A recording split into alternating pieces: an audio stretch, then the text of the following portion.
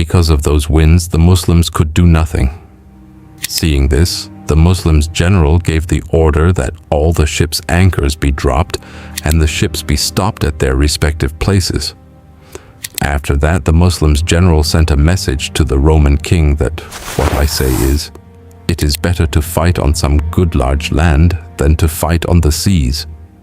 Hearing this, the Roman king laughed at the Muslims and asked his entire army what they should do, upon which the whole Roman army began to shout because they knew that on land no one could match the Muslims, but on the seas only the Romans rule. Seeing this, the Roman boy answered the Muslims, "The war will be across the sea." Now when the Romans were laughing at the Muslims' army, seeing this, the Muslims' general gave the order that all anchors be lifted. As soon as the Muslims lifted the anchors, suddenly the winds in the sea changed direction and the Muslims began shouting. Along with this, the Muslims opened all the sails of their ships, and the Muslims' 200 warships, full speed, began advancing toward the Romans. In this way, seeing the sudden change in the winds, the Roman Empire's boy became alarmed and remembered that just a few days before he had seen a dream. And when he told this dream to his astrologers, they told their king, "My king, I wish you had not slept that night and not seen this dream.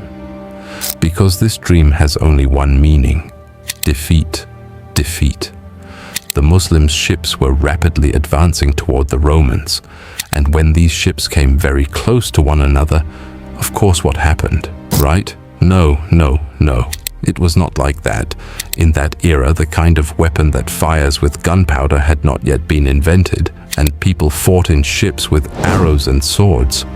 So, when the Muslims approached the Romans, even before that the Muslims had tied all their ships firmly together with each other, from which the Muslims had this advantage that all the Muslims' ships were completely stable and the Muslims' arrows struck straight at their targets. And because the Roman ships were moving, every target of theirs was missing.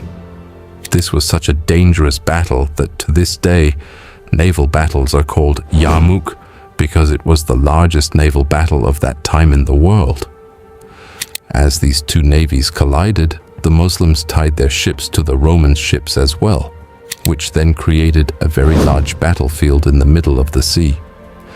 Now, when a very dangerous battle was going on here, suddenly clouds began to thunder in the sky, and a huge storm began in the sea.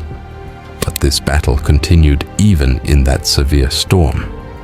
So far the Muslims were winning this battle, but suddenly the Romans, with all their might, began attacking straight at the Muslims' general Abdullah bin Sa'ad, and they tied their ship to his ship and started taking him away from the battle, so that seeing their general die, the Muslims' morale would break.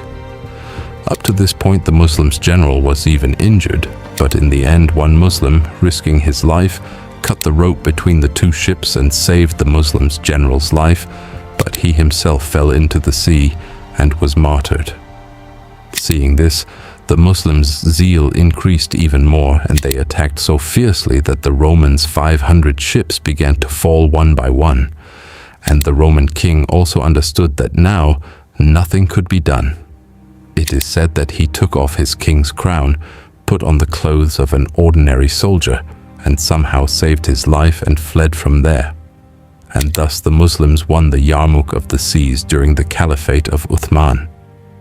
Now the Roman Empire's back was completely broken and their king was wounded, but still Hazrat Uthman knew well that capturing the Roman capital was not impossible.